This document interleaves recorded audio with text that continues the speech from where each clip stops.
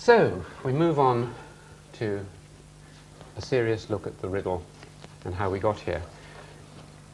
Taking it back to 1830s, it appears that England was a pretty amazing place and astonished and disappointed and upset and puzzled people.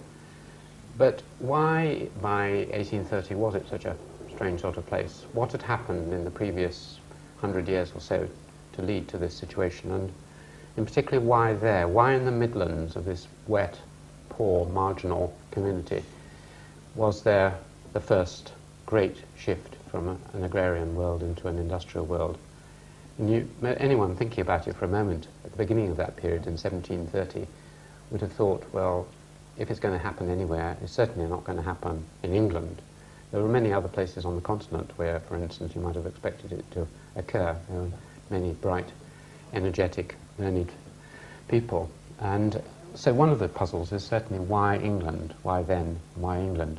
For instance, what about France, Simon? I mean, did they not have any ingenuity in France? Could they not have thought of such a thing? Yeah, I mean, obviously, stories we tell about why things happen depend on what we want to explain. I mean, if what we're trying to explain is something which connects together the factory system, automation, big and powerful machinery, rapid accumulation of profits, stuff like that, go back to 1730, look at France in comparison with England, there doesn't to any intents and purposes seem to be any reason why you would pick England, especially the Midlands and the northwest of England, over what was called then the great nation, France. Far higher population, very strong central administration of the state, very large and extremely well supported intellectual group of philosophers, scientists, engineers in Paris and elsewhere, rapidly expanding colonial control, vast international trade. It's very difficult indeed to pick out what it is that's going on in Midlands and northwest of England as opposed to what's happening in central France. Good way of getting at the puzzle is to think about the kinds of devices that were being built at this time and what they were used for. And one of my favourite examples is Vaucanson's duck.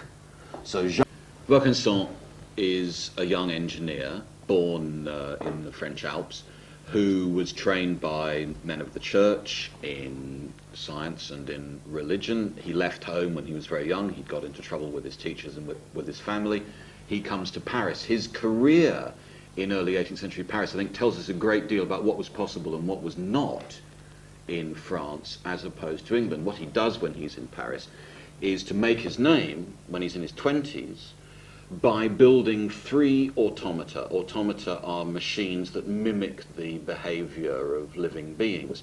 They'd have been very familiar in market squares, on churches, in fairgrounds. What was unusual about Vaucanson's machines was their extraordinary technical skill. He designed a machine that was a drummer, one which was a flute player, and above all his famous duck, which was a machine in the shape and size of a normal duck that could apparently do the things a normal duck could do. It could flap its wings, lift and open its beak, it could defecate. It was terribly impressive. It was put on show at the big Paris fairs. It was shown to the king. It stayed the image of what 18th century ingenuity is all about, to such an extent that, for example, there's a man at the moment who is in fact building a working, precise replica of Vaucanson's duck. So, Simon, the French had very skilled work people who could make amazing ducks and other things. The Germans had very good chemists and workmen too, who could make all sorts of things. And yet, neither of them led into a machine age based on steam power and so on. That seems to be the moral of looking sideways at that time. Yeah, I think there are 2 interesting aspects of that. One is certainly in the story of automata, and I think in the story of porcelain too, you have radical innovations of great skill and complexity which come through traditional societies, through court society, through relatively traditional forms of patronage of princes, of the wealthy, sponsoring, supporting creative individuals, precisely protecting them from certain kinds of pressure, often against their will. On the other hand, what you don't have is, and I think this comes out wonderfully well in the porcelain story too, is then the transition from adoption to use. And we spend a lot of time thinking about innovation and noticing when new stuff happens. And we perhaps don't spend enough time thinking about the use, about what is common in the everyday world of people and how much that matters, not only to how people live, but what the next generation of entrepreneurs is going to think it's worth investing in and it's worth developing. And I think certainly the story of porcelain and Wedgwood and creamware is a marvelous example of that. Think about what people are using at least as much as you think about where the new stuff is coming from. Yeah. Well, the third case, I mean, coming back to England and Britain, I had the chance to go to Coalbrookdale, which is often thought to be the epicenter of the Industrial Revolution in Britain, the place where Abraham Darby found a new smelting process. And I'd never been there, and I was struck by all sorts of things. Firstly, this point you're both making, which is that the social structure within which innovations occur is absolutely essential. The great difference seems to be most continental countries have very stratified systems whereby most of these innovations occur at the top and most of the work remains there, doesn't spread out sideways. But in the Midlands at that time and in the north of England, you had societies with growing middling sort of people who had a certain amount of money and interest in buying Wedgwood's pottery and so on. It was sold there and it was sold to London.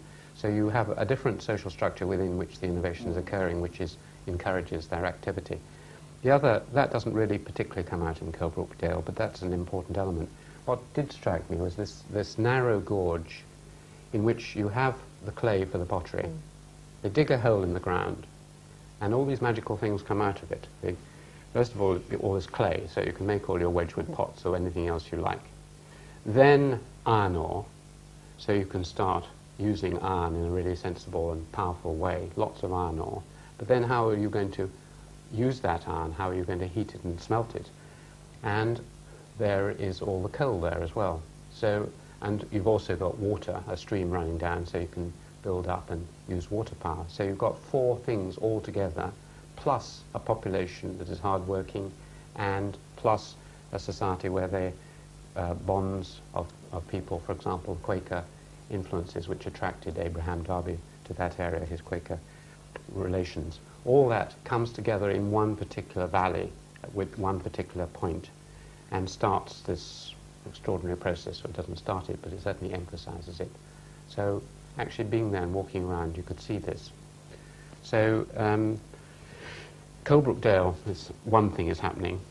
In the two instances you've given, something else is happening. But to return to the factories and Vaucanson's factory, I mean, why didn't it mass produce useful things? Well, again, there's certainly no lack of will, and especially there's no lack of will at the top.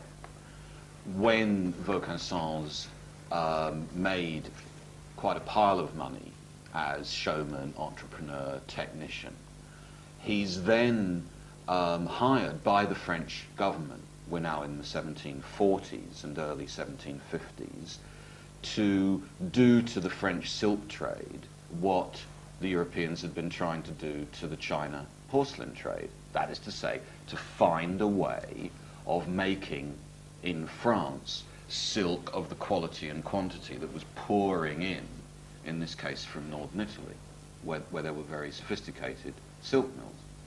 So Vaucanson, as engineer, is given the job by the French government of designing and then setting up a completely new kind of silk mill based on rather dramatically automated set of machines to spin and weave silk.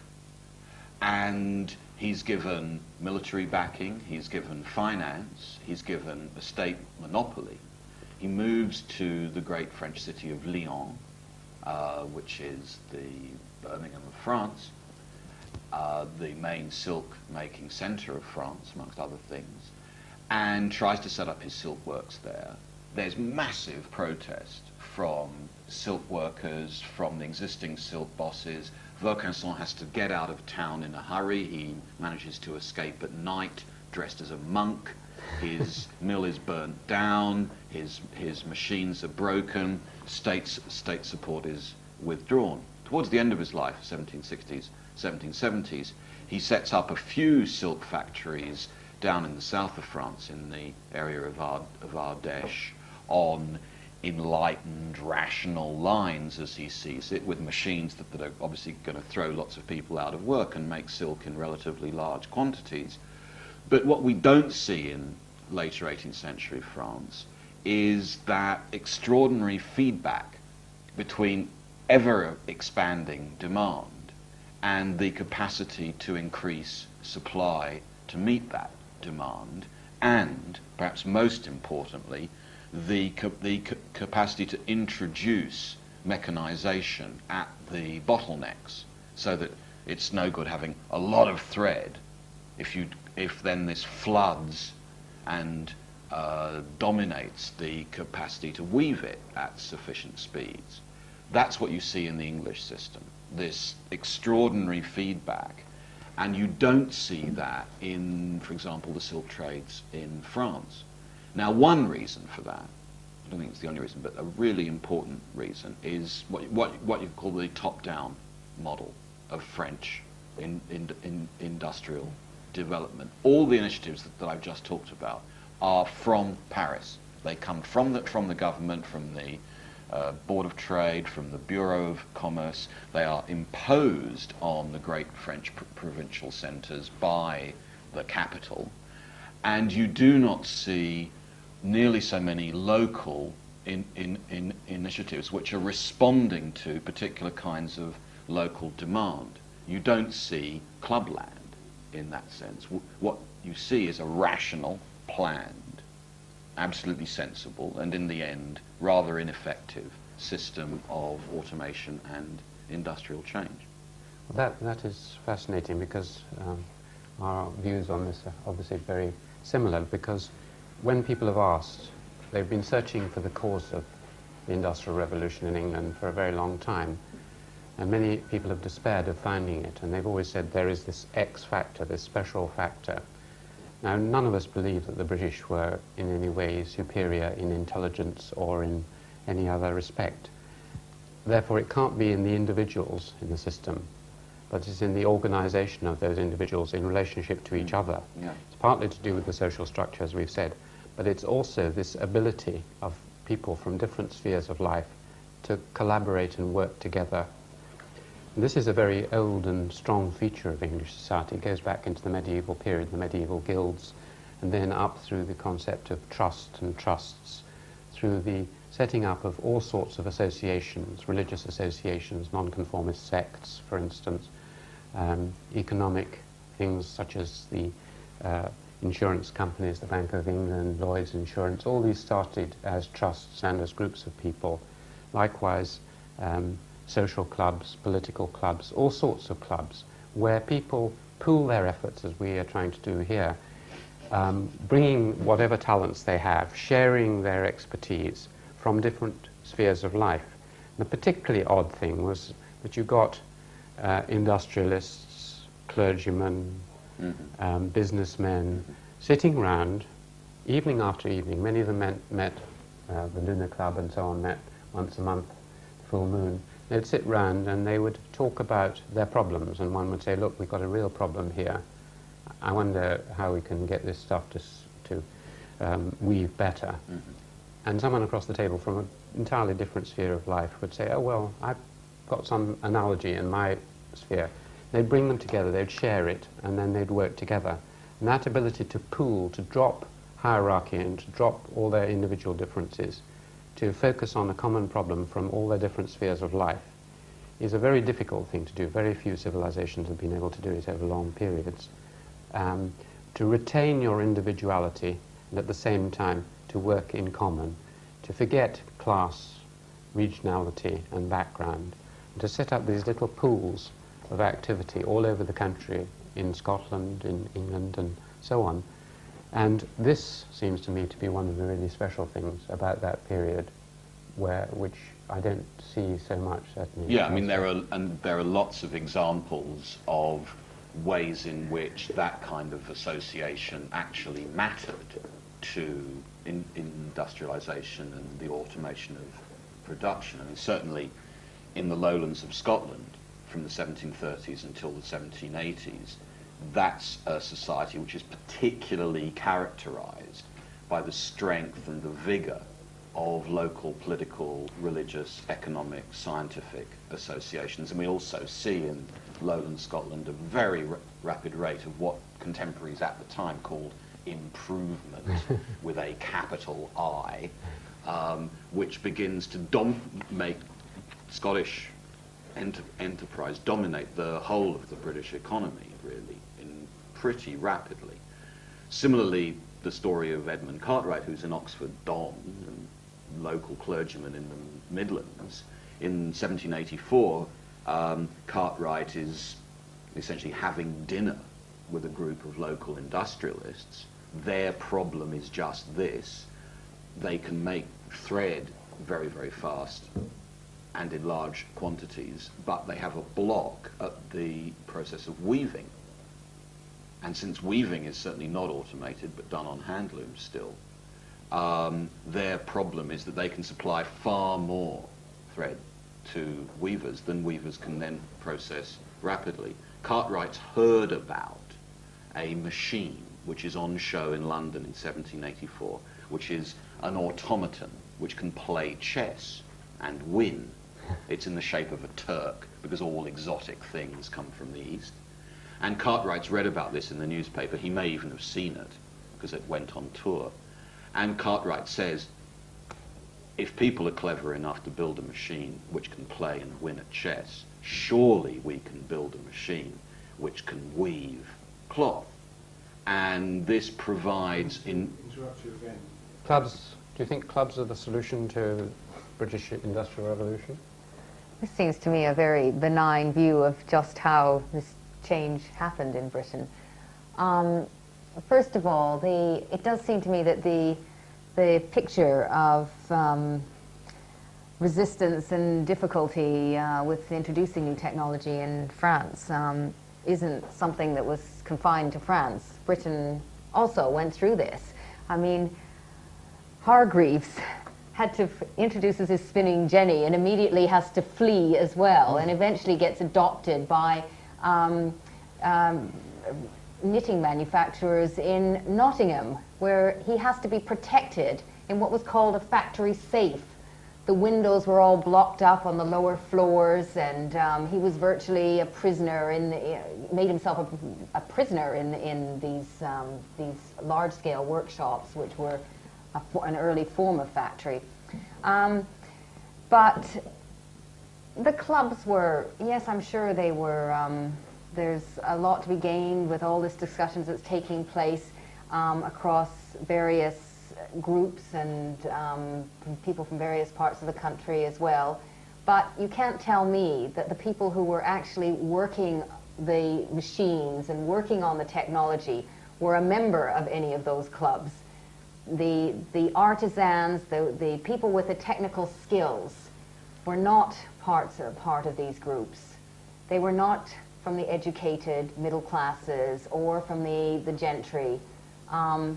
This was a gentlemanly discussion that we see in the sort of club society of the 18th century. I think there's something to be said then about the forms of sociability that link together precisely the kinds of artisans that you're talking about. I mean, if what we're trying to explain is relatively dramatic, both in terms of space and time, changes of automation, of industrial production, and of supply, as well as demand, one of the things that has to be explained in the British case is the extreme rapidity with which subtle advantages in one site get diffused throughout the economy. And I think what's striking in comparison with the French case is that the French system works by the sale and preservation of monopolies, which are granted and ferociously defended by the state. I mean, the reason why Vaucanson thought it worth getting involved in this harebrained scheme was because he would have complete control over the national silk trade. And I think what Alan's story about clubland and association does point us towards is that that's not confined to a genteel, high bourgeois sector of life. On the contrary, where I think Alan's approach might pay real dividends for us is to make us think about the ways in which artisans themselves gather together. James Watt's career is a superb example of this. I mean, after all, he starts as a relatively poor instrument maker, gets a job with Glasgow University repairing their instrument collection, and you see relatively high degrees of social mobility and of association, I think above all of communication of skills across the country between precisely the crucial people that you're talking about. So yeah, if we think about, you know, polite St James's West End clubland alone, we would make the mistake that you rightly point to. But if we extend that to understand a wider form of sociability amongst all artisans, I think that story's actually got a lot going for it, wouldn't you say?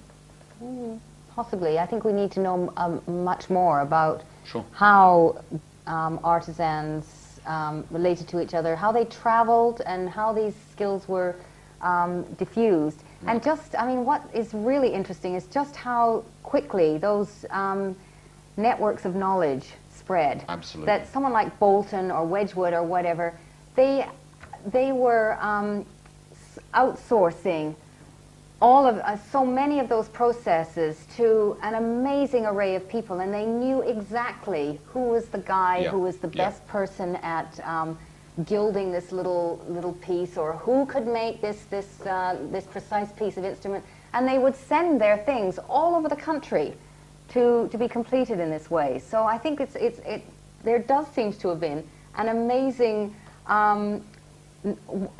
widespread and cosmopolitan knowledge of who could exactly do what, and where those skills at doing one thing might be transferred to doing something else.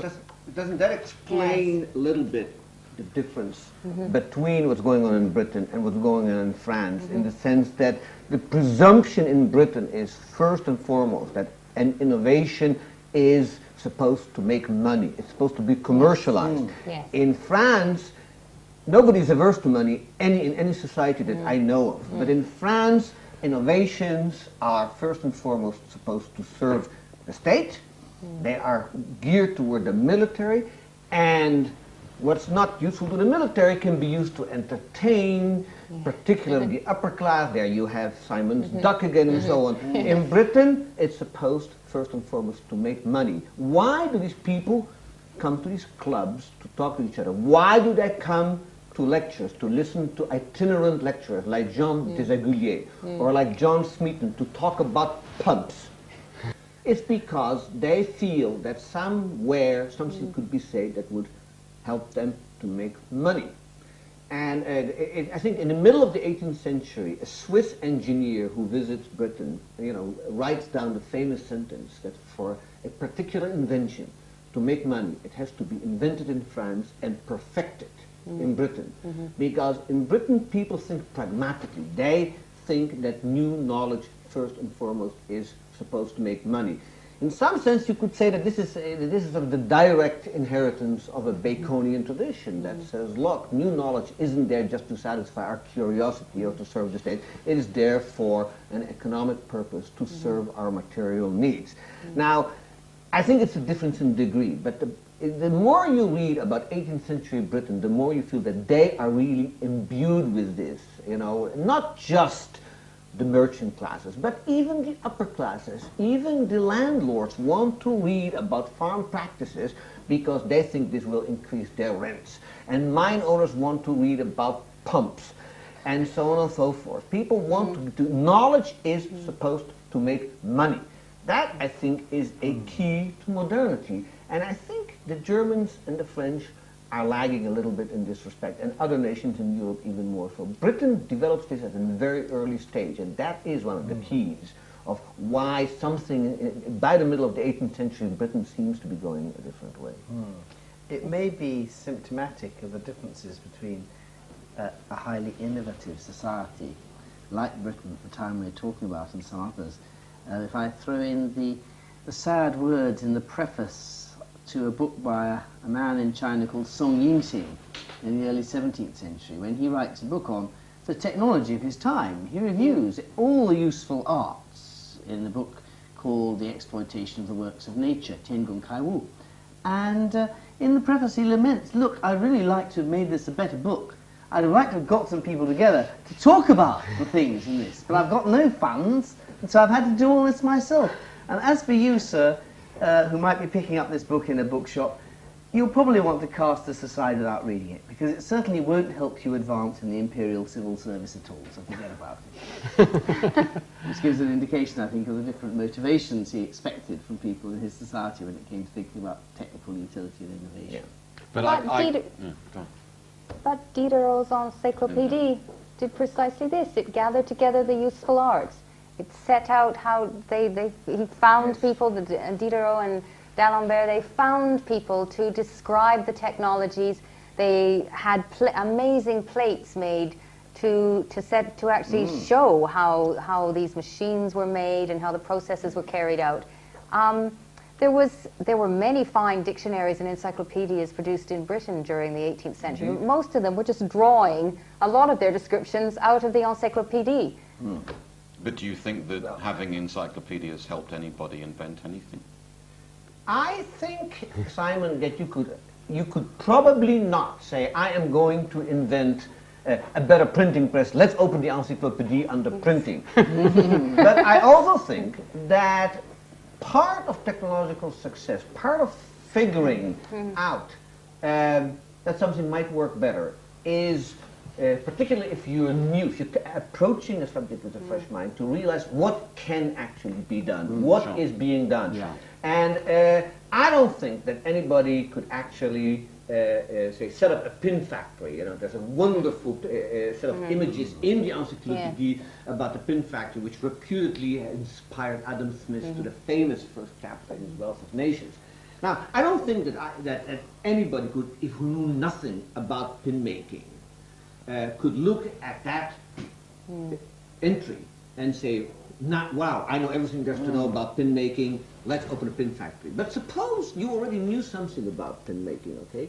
Then looking at those pictures might give you a little bit of a better idea, you know, just to reorganize your shop, divide the labor a little bit better, experiment. That's how the French are doing. Maybe we can try it that way as well.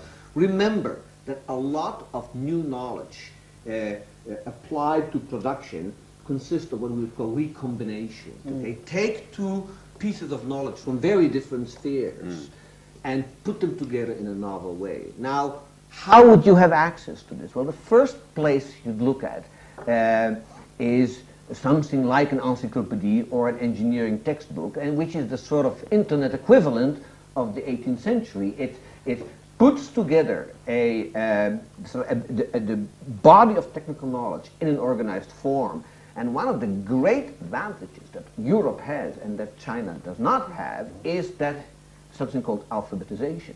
The encyclopedia and dictionaries and so on can be organized in a sense that when you know that you're looking for something, you know where to find it. Sure.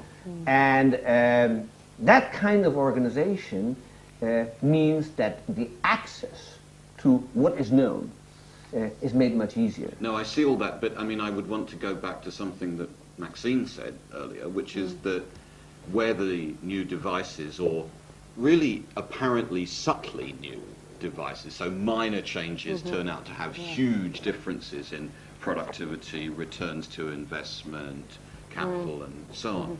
Where where those are coming from, I think I would want to argue, have something but not that much to do with what is written. And it's a big problem for us looking back to the 18th century that we so often have to rely on writing on what is printed. I mean, my impression, just thinking about the sciences on their own, is that most of what matters is going to be achieved by the transmission of people. Yes, because people carry skills around, and that takes us back to the importance of association. Having groups of people working together in the same place, and also having freedom of movement in relatively standardized national markets is the key. No, you're absolutely right. And all the same, I would, for instance, point out that one of the greatest engineers of the time, John Smeaton, insisted to teach himself French because he wanted to read articles written by the great French hydraulic engineers of his time. Oh, absolutely. And so, now that is not a substitute for going to a site and actually looking at how these things work, okay? But particularly in things like hydraulic engineering, where there's already a fairly high level of sophistication in terms of the use of mathematics and so on, there clearly a great amount of information is transmitted in writing. There are other industries, particularly I think in things like pottery and other chemistry-related industry, where the knowledge is still basically uncodified because the underlying scientific basis doesn't exist. Yeah, I mean, I'd certainly want to distinguish between, but also connect diffusing printed information, which is one thing, it's very important, it's certainly not the whole story, and working on paper. The big deal with the great civil engineers in England around Smeaton is that they learn better and better ways of working on paper. For example, they have better drawing instruments, they have better ways of transferring measurements from paper schemes to real-world systems, they have better ways of taking real-world systems and experimenting with them on paper, and that's what in English a civil engineer means in the end. It means someone who can move relatively frictionlessly between the drawing office and the workshop and the site.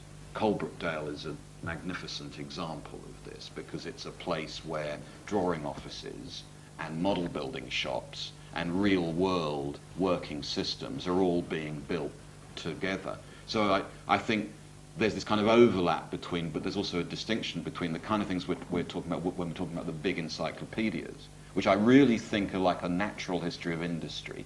They're a way of bringing in more sections of society into industrial enterprise and thinking about industry as this display of useful and perhaps profitable knowledge, as opposed to what happens in drawing offices, which is hard, technical, and in the end very rarely relevant work. Yeah. Tell me, Maxine, you went to Wedgwood's factory and were impressed by obviously the goods there and the marketing system. What conclusions do you draw from what you saw? Well, even more important, I went to one of the places he sold his goods to, which was an amazing, well, it wasn't really a castle, it was a sort of prince's house designed on the model of an English country house with a landscape garden and everything. And this was the home of Franz Forst of Dessau, one of the German principalities. And this prince has the largest Wedgwood collection outside of Britain. Now the means by which he acquired this are very interesting because he was the victim of one of Wedgwood's wonderful package schemes where he decided, I am not just going to sell to, I need to sell to the aristocrats to show everybody I can produce the beautiful stuff and it's very desirable, but I also want to sell to the world. And so he took his creamware and his fine earthenware, his black basalt ware, his vases, and he packaged them up and sent his packages out to the German states, inundated them with his goods.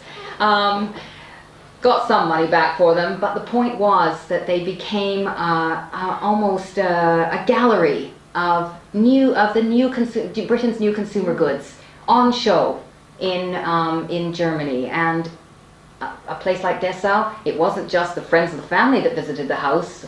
The house was open for visitors from amongst the middle classes and the upper classes who trailed through this house and saw this stuff in situ and how it should be displayed, etc. And they too wanted to live the civilized life and have these things. And so he creates his market this way.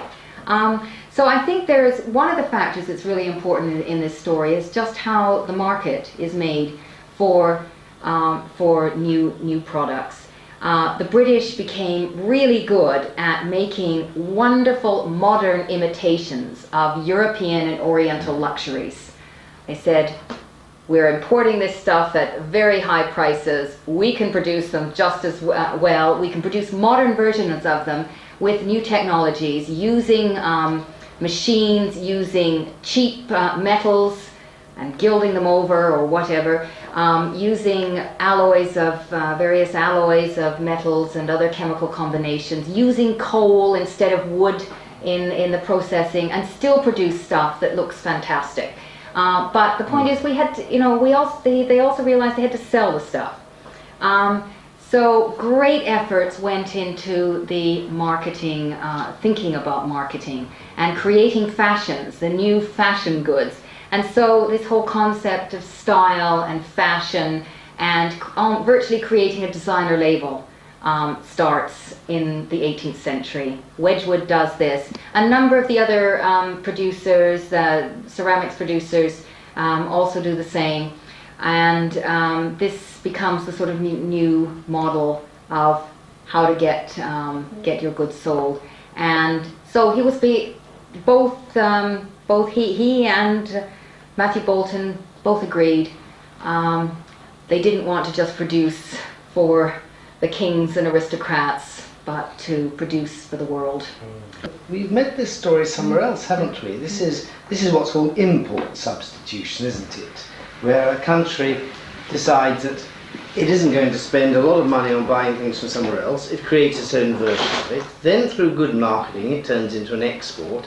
And actually, of course, we have seen other countries do that in this century. If we look at Japan, for instance, the story you've told, putting other goods in the place of Wedgwood's products, would actually have suited Japan very well indeed. So this is a strategy that countries that perceive themselves at first to be almost economically marginal in the world context, move themselves to the centre of a world market. Britain succeeded in doing that. The best example perhaps of all of this is the cotton industry, which becomes the pivotal industry of the Industrial Revolution. And cotton industry is originally set up as an import substitution industry. But it's not just marketing. It should be said that it's not just that they improve the marketing. They make the product better. By 1820, the British can make cotton yarn and cotton cloth better than anybody else in notice how late that is, isn't it? Of course, because it takes them half a century of figuring out the technical problems and actually, but cotton in some ways fits very nicely with Maxine's idea of substituting for more expensive materials like fustians and But here the Europeans were doing the import substitution game on the Indians, whereas in porcelain they were doing it on the Chinese. Exactly. Yes. But the Indians were incredibly successful with how the enormous variety of ranges of cotton materials they could produce, and very cheaply. I mean, there was a real marketing problem there too, because the British had to convince their consumers to buy this stuff, and to find a strategy of who to sell it to. They could bring the goods in very cheaply. But they discovered the way to do it was not to try to sell it to the masses initially, but to bring in fine cotton goods, which they would sell to the middle classes and the gentry. Fine cotton goods, dyed in beautiful material, beautiful colors. Sure, but if the price goes down low enough because you're getting good enough at producing it, then in fact even high quality stuff becomes affordable for the working class, and certainly that's what in some sense the Industrial Revolution did not succeed by selling shoddy substitutes for import. In fact, the products that they were selling, certainly by the beginning of the 19th century, were very high quality. In fact, the kind of yarn that you could spin, you know, with an arc-right throstle, produced a cloth that was of very high quality.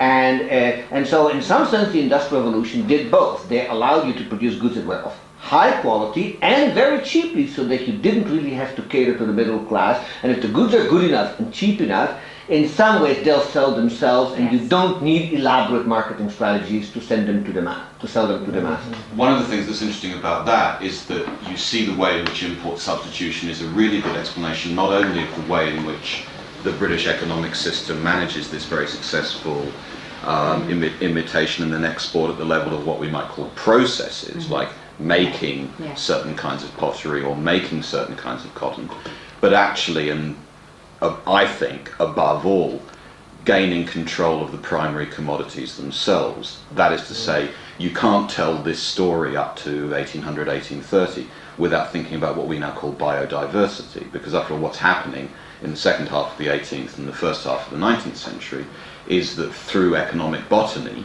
the British are gradually controlling the circulation and even the production of the primary goods, the tea, the cotton, the sugar, and so on. I mean, the Chris, indigo, and one could extend that list. The cobalt blue, I mean, all these processes.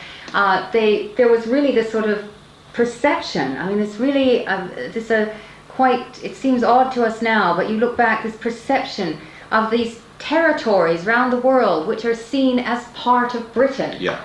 That you could, trying to get to cultivate indigo in the Caribbean, to find sources of cobalt in cobalt blue in other parts of the British territories. It was seen as part of Britain, so that they wouldn't have to import it from Europe. No, but when they have to import, they will, because cotton, after all, does come from a country that sort of happened to become independent right in the middle of the Industrial Revolution. And for instance, high quality iron ores were being brought in from Sweden and Spain, neither of which, as far as I can recall, were part of the British Empire at that time. So they get the stuff where they can, if they can control it politically, all the better. But it is not an absolutely necessary condition for it. You're right about that. Well, but I think one needs to concentrate here on how it is that the British system controls not only, say, Bengal and large sections of the West Indies and so on, but how it is they control the sea lanes that link them even to plantations, as they would say, which are not under the direct control of the British Crown. And that means sort of pulling focus a bit and not just concentrating on Lancashire and the Midlands and the lowlands of Scotland, or even Western Europe, but actually pulling back to British maritime control over a vast section of merchant trade, first of all in the whole of the Atlantic economy, and then in the Indian and Pacific economies too. I mean, and this is what so many of those 18th century wars were about. It was Sure. blue water policy. Given all this, then, how does it come about that somebody like Adam Smith in the later part of the 18th century is labouring to convince people that colonies are not a source of profit? well, because he has spectacular examples in front of him of the wrong way to run overseas territory, and obviously what a canny Glasgow professor will first think of, given that his best friends are tobacco merchants in Glasgow, is the catastrophe of the Spanish Empire. Yes. I mean, that's the example which he trots out in his book in 1776, and what he's arguing about, and it stays an argument in British thinking, both in the lowlands of Scotland and also in Whitehall in the Colonial Office, is the problem of areas like India. I mean, how is the East India Company going to survive? What is its economic as opposed to political function? Should Britain be a land-based Asian military and economic power? Should it stay on the coast? Should it emulate, to a certain extent, the Portuguese and Dutch? Should it maintain a blue water policy with a vast navy but very little landed colonial control. The catastrophe of 1783 and the independence of the United States is also apparent to the generation after Smith. There isn't, I think, any kind of consensus about that, but what the political economists of Scotland are very aware of is that it's possible to have extraordinarily wealthy colonies, yes, prima facie, and be bankrupt. Yes, because the problem is that what the Spanish colonies produced was simply money in the form of silver coming out of the ground, which you then spent on being rich as long as it lasted, as opposed to an ideal colony for Smith, which would be something that enabled you to have a nice trading relationship with somebody who was producing something you could produce much better than you could yourself, with whom you had a free relationship. But the other thing that Smith is objecting to, and one can hardly fault him for that, is that it is possible for colonies to be unprofitable and still be beneficial for the process of industrialization, and the way that could be is that colonies are very expensive because they require an army and a navy to maintain them, and what you're really looking at indirectly is the British taxpayer, that is to say mostly the poor and the working class, subsidizing the industrialization process through their taxes, which are then used to build ships and armies that protect the colonies. And I think Smith would probably object to that, and might others, but in fact this does not preclude the possibility that this is a mechanism by which Britain sort of pulled itself up by the bootstraps and protected its colonial supply lines when these came under fire, which happened regularly during the decade of the Of industrial. course, one thing I know that Alan says quite strongly about the advantages of the situation of England, of Britain on an island, is that it does not need, like the great powers on the continent, to maintain a large standing army, just to maintain its national integrity. By having colonies in North America, of course, Britain puts itself in the continental position and starts having that sort of military expenditure, which it normally would not have. No, and that's quite true. Also, it should be borne in mind that the sort of heyday of the Industrial Revolution coincide with what's known as in Britain as the French and Napoleonic Wars, which cost Britain an enormous amount of money, even though there was no direct fighting on British soil. But the British national debt went to, multiplied by a factor of something like 100 during these wars. And we've had income tax ever since. And no, not quite. It was immediately abolished after the war, and then brought back in 1856. Never mind that. But the taxation level during these wars were extremely high, and clearly these wars turned out to be very expensive. And one could argue that those levels of taxation actually slowed down the industrialization process much, and it was much slower than it would otherwise have been. But if you're looking at Britain compared to the European continent, where not only they had to pay taxes, but they also had fighting on their soil, and then it probably increased the gap, even so it slowed both of them down.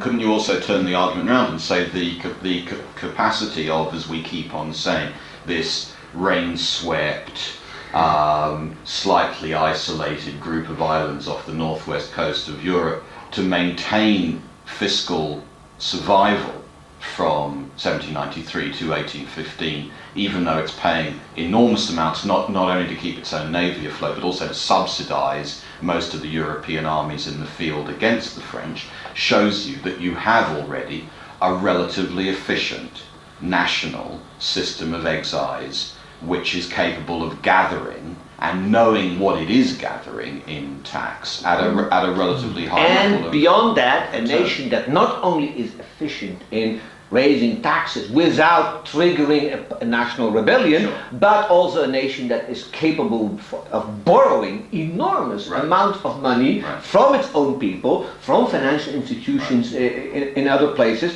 that can sustain that. And so some of the institutional structures that we see operating so well during the French Napoleonic War clearly also are part of the foundation of which allows this country to prosper. So is it wrong to say that I mean, many of the things that we end up pointing to when we're trying to answer this part of the riddle depend on credit and trust? Absolutely.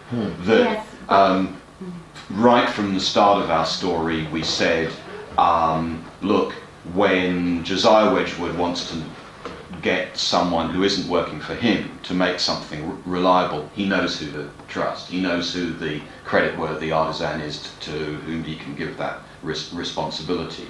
When you have very good information flow, that means you must have very good systems of assigning creditworthiness and trustworthiness to different sectors of the economy. And now we're saying, look, the capacity of the whole United Kingdom to survive and, in large measure, at the top of society, prosper between the 1790s and the 1820s is because it has this extraordinarily robust credit and trust system. And when we listen to Alan tell us about clubability, associativeness, again, we're talking about a society in which mutual trust, at least within small face-to-face groups, is very, very high. I will confide in you about my own problems and you will be able to come up with some kind of answer. So then I think the question becomes, why is this society, at least in certain parts of it, found a way of assigning creditworthiness and trustworthiness so effectively in comparison to some other societies? I think that the market plays a big role in that. I mean, this is a highly urbanized, highly integrated economy. One that throughout, for most of the 18th century really had been very integrated into the market. There was one shop to every 50 people during the 18th century. Now some of these may have been very small scale, but everybody was having a very active relationship with buying consumer goods and all kinds of exotic consumer goods, tea, and everybody sort of having access to their local tea shops, etc. But also an economy that not only has the capacity to bear this enormous debt burden and to bear all this taxation, but to also continue to buy the new consumer goods it was producing. So when later on Napoleon abuses the English as a nation of shopkeepers, he's pointing to one factor in his own defeat. Yeah, but he in fact doesn't get the entire picture, because I think Maxine is absolutely right about the markets, but we should keep in mind that markets do not just pertain only to commodities that you buy in shops, they also pertain to labor, to capital, and to land. That is to say, what economists call the factors of production, and that as far as we can tell in Britain,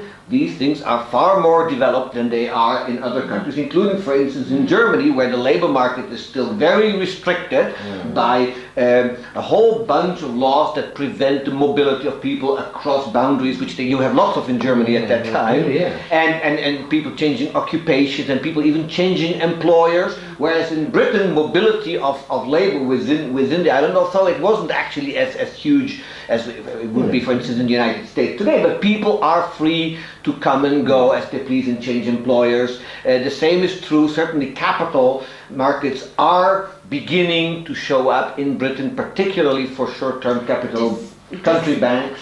Despite the laws against the export of artisans and machinery. The very fact that those laws exist suggests people are noticing it's happening and want to stop it. There are lots of laws in Britain that were ignored. Prohibit what's actually going on. That's always right back to the seventh commandment, which is a proof that the ancient Hebrews must have committed a lot of adultery. I think that I would deny that. On this erudite point, I think perhaps we ought to sum up a little bit. It looks as if there are a whole set of conjunctures, factors. There are natural resource endowments which are helpful in Britain. There are certain forms of social association which seem to be helpful. There's freedom of labour and so on. There's a reasonable craft tradition. But using Simon's metaphor of drawing back, obviously we're not going to get any further in actually finding out why Britain at that time, why not these other countries, unless we look more widely, because what has come up several times is shipping. I mean, all this could have been halted if, possibly in some way, if Napoleon had won. And one of the reasons he didn't win was obviously the British Navy and Britain's wealth. So shipping played an important part there. the control that we've heard about of the primary markets is important, the export of cotton, the import of cotton. You couldn't have had a cotton revolution without the shipping that had developed. But why had it developed, particularly in Britain? And why Britain and Northwest Europe? A lot of what we've heard shows that there is really a tiny infinitesimal gap between France, Holland, Germany, England, Scotland, and so on at this time. It's just very, very, very small. Britain just had an edge. But this whole area seems to be, in many ways, very active. And in order to understand why that area and why shipping was so important, I think we need to draw back to a longer period and a wider area to try and solve this mystery. So let's do that.